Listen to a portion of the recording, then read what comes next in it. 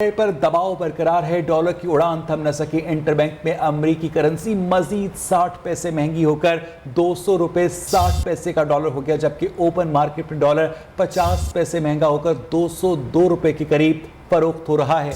उधर Pakistan stock exchange में मुस्बत रुझान है। 100 इंडेक्स में 100 से ज्यादा पॉइंट्स का इजाफा हुआ है। इस बारे में मजीद डिटेल्स लेंगे राजा कामरान से। जी राजा कामरान।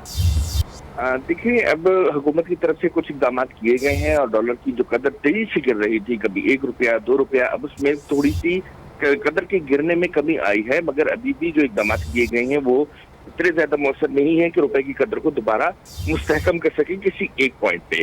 तो अभी ये देखा जा रहा है कि मजीद इकदाम हुकूमत लेगी जिससे रुपए की कदर में बेहतरी आने का इम्कान है, और इन्हीं इकदाम की बुनियाद पर अब हम स्टॉक मार्केट में सरमायाकारों का एतमाद बहाल होता देख रहे हैं। क्योंकि पहले ये कहा जा रहा था कि हुकूमत कोई इकदाम नहीं कर रही है, मगर अब हुकूमत के माशी इकदाम नजर आने लगे हैं, जिसके बाइस अब सरमायाकारों का एतमाद बहाल हो रहा है और वो नई सरमायाकारी कर रही है। ठीक है, बहुत शुक्रिया राजा कामरान आपका।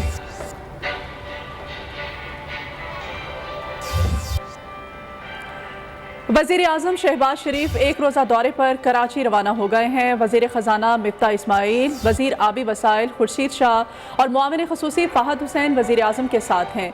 वजीर आजम कराची शिपयार्ड और इंजीनियरिंग वर्क्स में मल्जम क्लास जहाज PNS बदर की लॉन्चिंग तकरीब में बतौर मेहमान खसूसी शिरकत करेंगे। तुर्की के वजीर दिफा हुलूसी आकार भी वजीर आजम से मुलाकात करेंगे। वजीर आजम कराची की मारूफ कारोबारी शख्सियात से मिलेंगे और मुल्क को दरपेश मुश्किल मुआशी हालात से निपटने के लिए इनकी तजावीज़ भी सुनेंगे।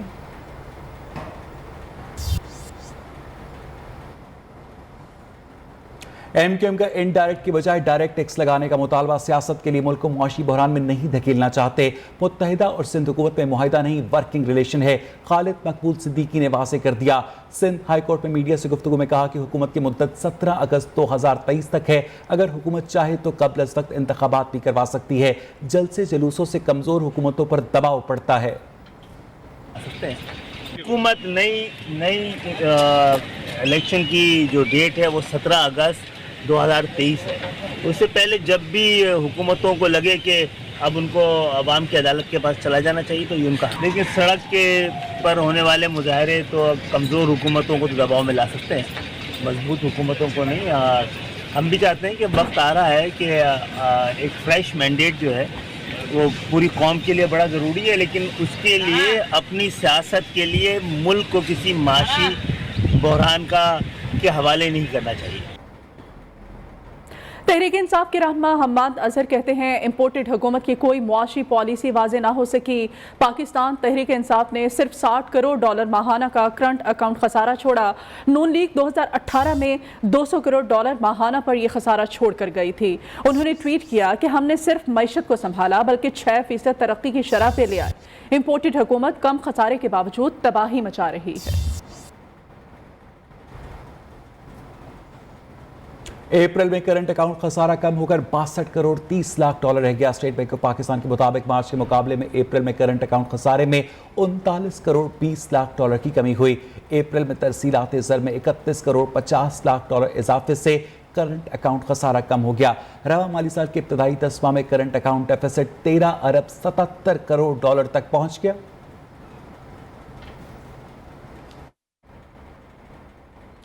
पंजाब के 25 मुनहरिफ अराकीन का मुस्तकबिल क्या होगा? इलेक्शन कमीशन महफूज फैसला आज दोपहर 3 बजे सुनाएगा। मुनहरिफ अराकीन के वोट को गिनती में शुमार न करने के सुप्रीम कोर्ट के फैसले के बाद क्या पंजाब में PTI दोबारा इख्तिदार हासिल कर पाएगी? ऐवान में किस पार्टी के पास कितने अराकीन हैं और किसकी पोजीशन मजबूत है, ये हम जानेंगे सलमान हैदर से।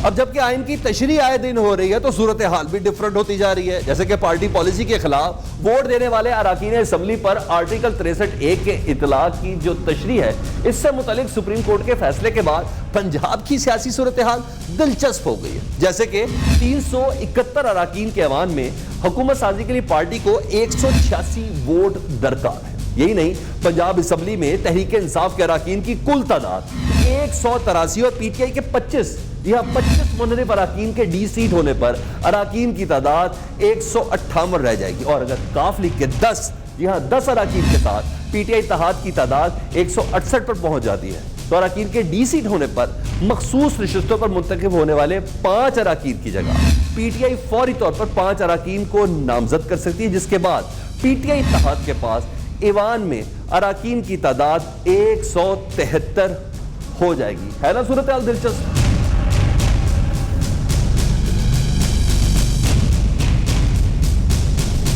अब बात कर ले हमजा शहबाज साहब की। जी, हमजा शहबाज 197 वोट लेकर वजीर आला मुंतखब हुए थे। इनको मुस्लिम लीग नून के 161 पीपल्स पार्टी के साथ, जी हाँ, इसके साथ साथ राहे हक पार्टी भी है, जी हाँ, इसके 1 और 3, जी हाँ, 3 आजाद और पीटीआई के 25 बरहरफ अराकीन ने वोट दिया था।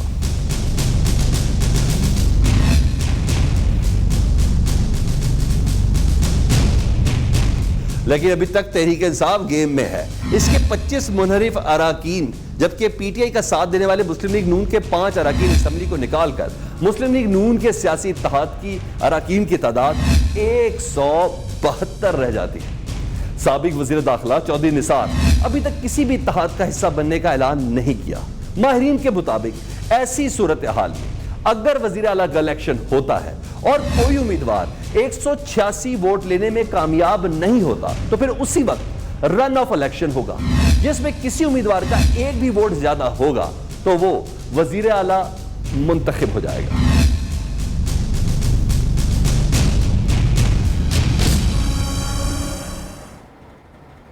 पीटीआई के 25 मुनहरिफ अराकीन पंजाब असम्बली का मामला कहां से शुरू हुआ, इलेक्शन कमीशन में कितनी समातें हुई, फैसला कब महफूज हुआ और महफूज फैसला इलेक्शन कमीशन की कॉस्ट लिस्ट से क्यों निकाला गया, इस हवाले से हमारे नुमाइंदे साकिब सईद ने रिपोर्ट तैयार की है। देखिए।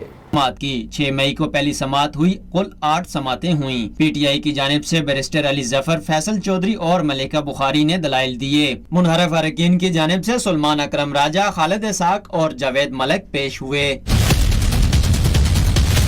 मंगल 17 मई को फ्रीकैन के दलाइल और जवाबुल जवाब मुकम्मल होने पर फैसला महफूज कर लिया गया। इलेक्शन कमीशन ने काज लिस्ट जारी कर दी, जिसके मुताबिक अगले रोज ही फैसला सुनाना था, लेकिन कुछ ही देर बाद वजह बताए बगैर फैसले को काज लिस्ट से निकाल दिया गया। इस्लामाबाद।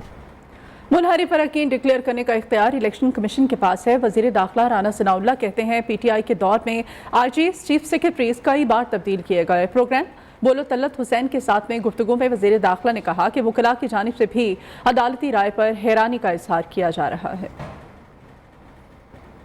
गवर्नमेंट की एक आईनी मुद्दत है, तो अगर फिर आईनी तकाजा तो ये है कि उसको चलने दिया जाए। PMLN नंबर 1 अदम एतमाद लाने के हक में नहीं थी, लेकिन हमारे इत्तेहादियों ने, मुत्तहिदा अपोजिशन ने बार बार ये बात की और फिर हम इस बात पे अड़े हुए थे कि जनाब ये इस्टेब्लिशमेंट जब तक न्यूट्रल ना हो उस वक्त तक जो है वो अदम एतमाद नहीं हो सकता। जब ये सामने दिखाया गया कि देयर इज़ न्यूट्रलिटी, तो फिर हमारे पास कोई आर्गूमेंट नहीं था और उसके बाद फिर अदम एतमाद हुआ और उसमें ये बात हमारे इत्तेहादियों की सच साबित हुई जो उन्होंने हमें कही थी। इन इस्लाहात का हम वादा करके आए हैं, वो इलेक्शन रिफॉर्म्स हैं, वो नैब रिफॉर्म्स हैं, हमें वो करनी चाहिए। खान साहब अल्लाह के फजल से पूरे पंजाब 144 सीटों से 8-10 सीटें ज़्यादा नहीं लेंगे। 2 महीने बाद जलसे करने भी इसके लिए बड़े मुश्किल हो जाएंगे। अगर ये 10 लाख बंदा ले आए, हमने इनको हुकूमत भी दी, ये इलेक्शन भी हम मान जाएंगे, ये जीत जाएंगे। इस्लामाबाद हाई कोर्ट ने उमर सरफराज चीमा की बतौर गवर्नर ओहदे से बरतरफी के खिलाफ दरखास्त पर एतराज़ात खत्म कर दिए। उमर सरफराज चीमा अपने वकील बाबर आवान के साथ अदालत में पेश हुए। अदालत ने रिमार्क्स दिए कि यह तो वफाकी हुकूमत का जारी करदा नोटिफिकेशन है। जब वो वजीर कानून थे उस वक्त सदर के इख्तियारात के बारे में तय हुआ था कि डेमोक्रेटिक फोरम ऑफ गवर्नमेंट है, सदरती तर्ज हुकूमत नहीं। अदालत ने केस की समाअत के लिए लार्जर बेंच की तश्कील की हिदायत करते हुए मजीद समाअत 24 मई तक मुलतवी कर दी। पीटीआई रहनुमा उमर सरफराज चीमा कहते हैं पहले वजीर आला से ज़बरदस्ती इख्तियारात ले लिए गए। इसकी वजह यह है कि नामजद वजीर आला पंजाब का बाप वजीर आज़म है। अदालती हुक्म पर आईनी वजीर आला के दफ्तर पर कब्जा किया गया। अदालत से भी यही इस्तदा है कि अदालती हुक्म को कलअदम करार दे। उम्मीद है एस्टैब्लिशमेंट न्यूट्रल रहे, अदालत अपना और अवाम का वक्त बचाए।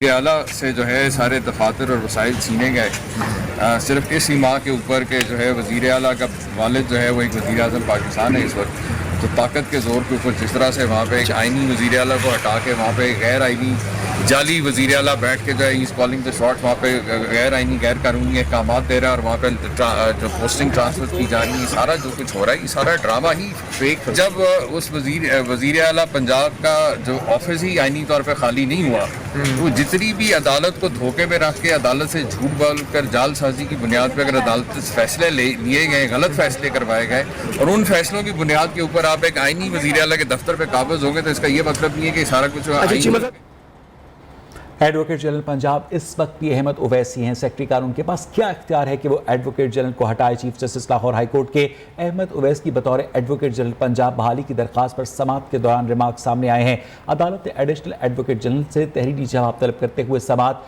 कुछ देर के लिए मुलतवी कर दी।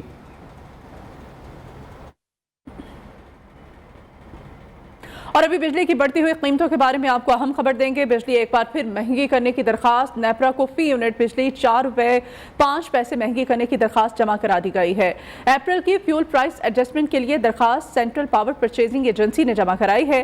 दरखास्त की 31 मई को समाअत की जाएगी। दरखास्त में मांगे गए इजाफे से सारिफीन पर 59 अरब 45 करोड़ रुपए का इजाफी बोझ पड़ सकता है।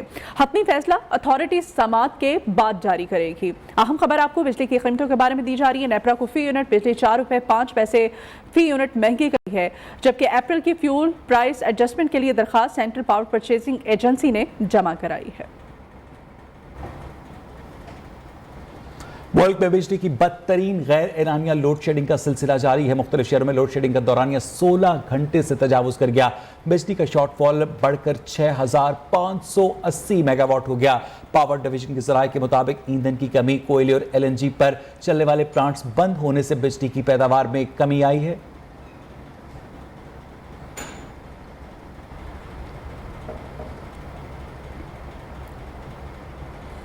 लेकिन गर्मी और लोड शेडिंग के मारे अवाम पर कुदरत को रहम आ गया। इस्लामाबाद, पेशावर समेत मुल्क के बालाई इलाकों में वक्फे से बारिश का सिलसिला जारी है।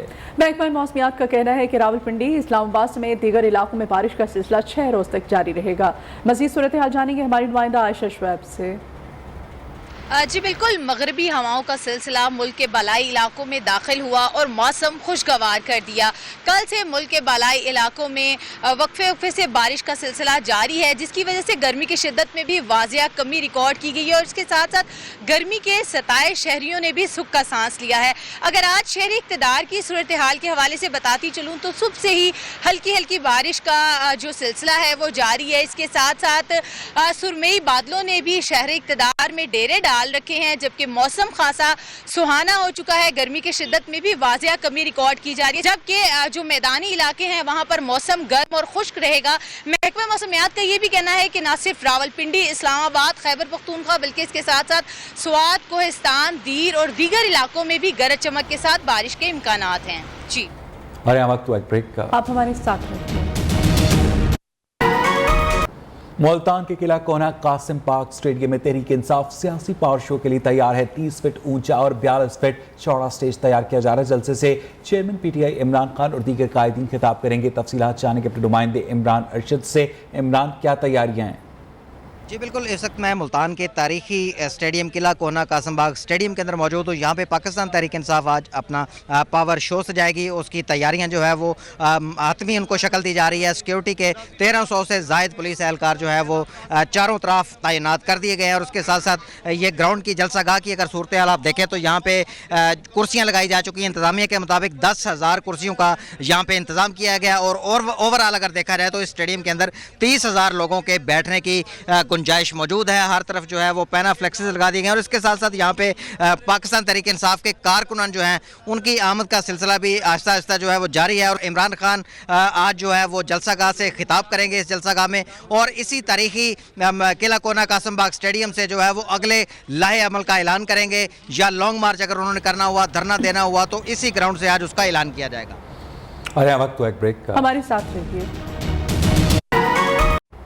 वज़ीर ख़ारजा बिलावल भुट्टो ज़रदारी अमरीका के साथ ताल्लुकात को आगे बढ़ाने के ख्वाहां हैं। दो तरफ़ा ताल्लुकात में मज़ीद बेहतरी के लिए जल्द वाशिंगटन DC का दौरा करेंगे। तर्जुमान दफ्तर ख़ारजा आसिम इफ्तिखार का कहना है वज़ीर ख़ारजा बिलावल भुट्टो ने पाक अमरीकी कांग्रेस की चेयरपर्सन शीला जैक्सन को दौरा पाकिस्तान की दावत दे दी है। वजीर खारजा और कांग्रेस की खातून रुकन ने मौसमियाती तब्दीली, इंसदाद दहशतगर्दी, पाकिस्तान और अमरीका के दरमियान सफर में आसानी के हवाले से ताउन पर तबादला ख्याल किया है। इसके साथ ही 12 बजे के बुलेटिन में इतना ही। आप देखते रहिए न्यू न्यूज़।